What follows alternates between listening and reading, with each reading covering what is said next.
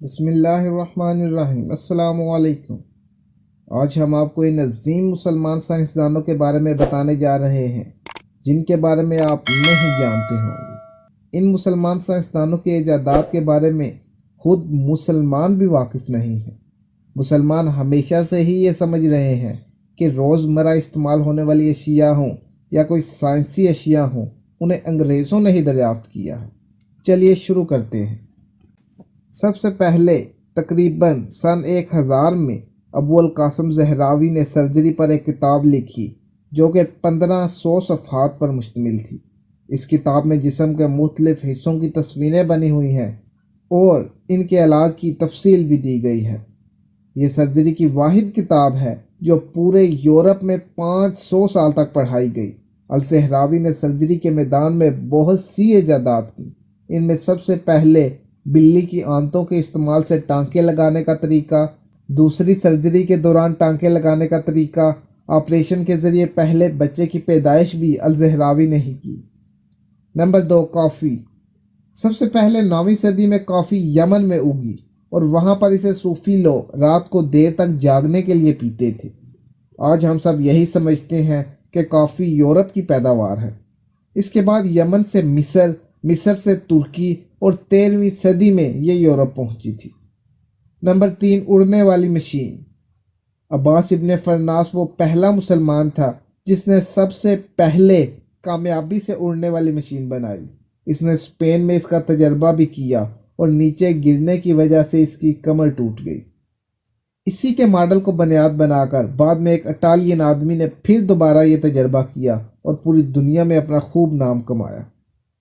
Number 4، university کا قیام۔ سن 859 میں دنیا کی پہلی یونیورسٹی کا قیام موروکو میں ہوا، جو کہ آج بھی 1200 سال گزرنے کے باوجود بہتر طریقے سے چل رہی ہے۔ اس یونیورسٹی کی ایک خاص بات یہ ہے کہ اسے 2 بہنوں نے تعمیر کروایا جو کہ شہزادیاں تھیں۔ ان کو الفریحی سسٹرز کے نام سے جانا جاتا ہے۔ Number 5، algebra. ریاضی میں سب سے اہم الجبرا بھی ایک مسلمان سائنسدان کی ایجاد ہے۔ اس کا صحرا بھی الخوارزمی کے سر جاتا ہے۔ الجبرا میں کسی نمبر کو پاور میں لکھنے کا رول پہلی دفعہ الخوارزمی نے ہی متعارف کروایا۔ Number 6، optics. آپٹکس کے میدان میں زیادہ تر چیزیں مسلمانوں نے ہی دریافت کی۔ سن 1000 میں ابن الہیثم نے روشنی کے ریفلیکشن کے قانون کو بیان کیا اور ثابت کیا کہ روشنی ہماری آنکھ سے ہی ریفلیکٹ ہوتی ہے۔ اس کے علاوہ پن ہول کیمرہ بھی ابن الہیثم کی ایجاد ہے۔ Number 7، tooth brush. حضور صلی اللہ علیہ وآلہ وسلم نے 1400 سال پہلے سن 600 ہجری میں دانت صاف کرنے کی تلقین فرمائی۔ اس دور میں درخت کی ایک ٹہنی کی مدد سے دانت صاف کیے جاتے تھے جس کو مسواک کا نام دیا گیا ہے۔ اس مسواک نے جدید دور میں ایک برش کی شکل اختیار کر لی۔ مسلمان آج بھی مسواک بہتر طریقے سے کرتے ہیں۔ Number 8، crank shaft. گاڑیوں میں سب سے بنیادی جگہ رکھنے والی چیز جس کو 12ویں صدی میں الجزاری نے دریافت کیا۔ اس کا استعمال ایک بائی سائیکل سے لے کر بڑے بڑے انجنوں میں ہوتا ہے۔ Number 9، hospital. سب سے پہلے سن 872 میں احمد بن طولن ہاسپٹل کا قیام ہوا جہاں پر تمام بیمار لوگوں کو بالکل فری علاج کی سہولت دی گئی تھی۔